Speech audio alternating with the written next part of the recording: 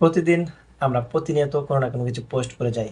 আর সেই পোস্ট করার পরে আমরা অনেকজনে জানতে পারি যে আমাদের সেই পোস্টকৃত যে কনটেন্ট আছে সেখানে কোনো ইস্যু আছে কিনা। তো এমনই একজন ভাইয়ের সাথে আমার পরিচয় হয়েছিল যার অ্যাকাউন্টে কপিরাইট ইস্যু এসেছে। এই দেখুন কপিরাইট ইস্যু এটা ওনার মোবাইলে এসেছে। তো ওনাকে বললাম যে আপনি কপিরাইট ইস্যু যে আসতেছে আপনি কি চেক করতে পারেন? বলতেছে আমি তো জানি না।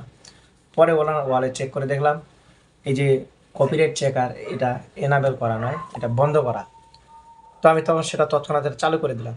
তো এতে কি সুবিধা হবে, এর পরবর্তীতে উনি যা পোস্ট করুক না কেন সঙ্গে সঙ্গে ফেসবুক 30 সেকেন্ডের মধ্যে ওনাকে রেজাল্ট দিবে কপিরাইট ধরা পড়েছে কি না। যদি ধরা না পড়ে তাহলে ওই মানে কন্টেন্টটা ওনার জন্য সেফ।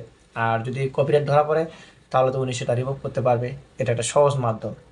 তো আজকের ভিডিওটা আপনাদেরকে জানাতে চাই, বোঝাতে চাই কীভাবে কপিরাইট এটা এনেবল করে দিবেন, আর এটা চালু থাকলে আপনার কি কি সুবিধা হবে এই বিষয়গুলো নিয়ে কথা বলবো।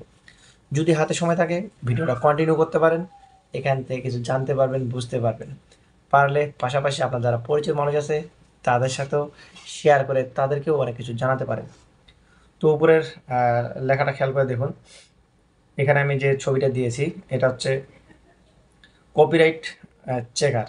এই কপিরাইট চেকের এই জায়গায় গিয়ে এনাবেল করে দিবেন। যদি এনাবেল করেন তখন ভিতরে কিছু লেখা আসবে, ঠিক আছে, যে হাউ ডাজ ইট ওয়ার্ক, এটা কিভাবে কাজ করে। তারপরে what if I don't turn copyright check on, এই সম্বন্ধে কিছু লেখা আছে। নিচে উপরে দেখেন দুটো টিক চিহ্ন দেওয়া আছে, এগুলো চালু রাখবেন।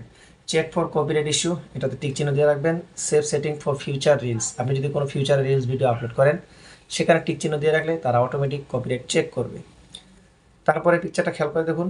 আপনি যখন পোস্ট হয়ে গেল, হওয়ার পরে নিচের দিকে এইভাবে করে লেখা আসবে ইউর রিলস ইজ পাবলিশ, আপনার রিলটা পোস্ট হয়ে গেছে। নো কপিরাইট ইস্যু ডিটেক্টেড, মানে কোনো ধরনের কপিরাইট নেই। যদি চালু থাকে তাহলে এই অপশানটা আসবে, তাহলে আপনি সেভ থাকলেন, আপনি বুঝতে পারলেন আপনার কন্টেন্টে বা আপনার রিল ভিডিওতে বা আপনার ভিডিওতে কপিরাইট আসতেছে কি না। আর যদি বন্ধ রাখেন তাহলে কিন্তু এই ধরনের নোটিফিকেশন আপনার কাছে আসবে না। আর যখন আপনার কোনো কিছু পোস্ট করবেন তখন ঠিক এইরকম লেখা আসবে রানিং কপিরাইট স্ক্যানার, মানে আপনি যে পোস্ট করছেন এটা কপিরাইট স্ক্যান করতেছে।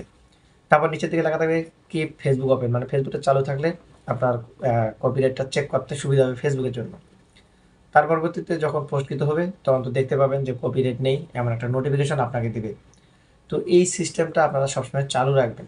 এতে হবে কি, আপনি যে কোনো কিছু পোস্ট করতে পারেন।